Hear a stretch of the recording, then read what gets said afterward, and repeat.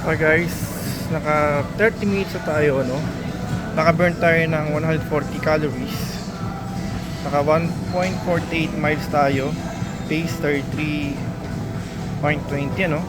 Incline, speed, and going down na siya guys. Pero kanina naka 3 miles per hour tayo. So ito yung matrix na pang treadmill.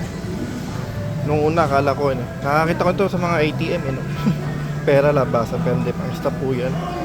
Yung mga buttons niya, ayan, yung incline, ano, and from the speed.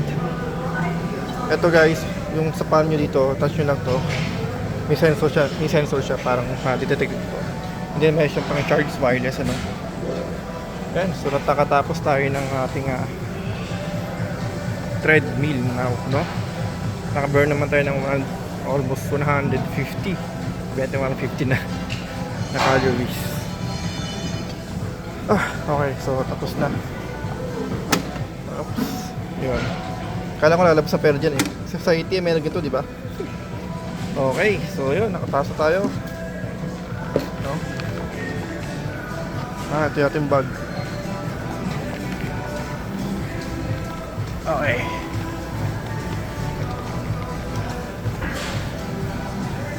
So, itut ko lang kayo sa ano, no? Dito sa mga pang cardio.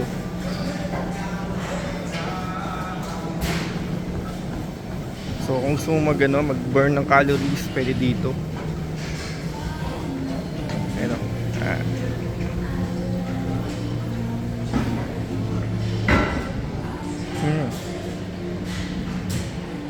Ito guys, nung una nag-start ako, ito gamit ko, no? Pang cardio, 30 minutes dyan, no? Bike. Adjustable naman lahat yan. So napakaganda ng spinner na to, brand. Ayan.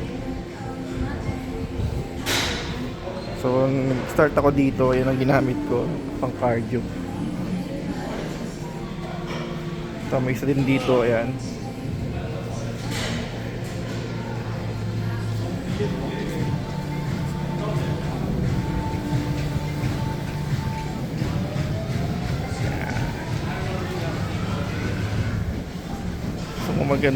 Pakyat.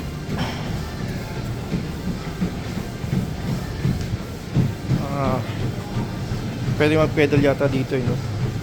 Yeah, pwede. Digital siya.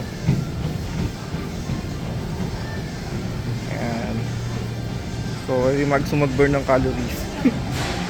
Pwede dyan.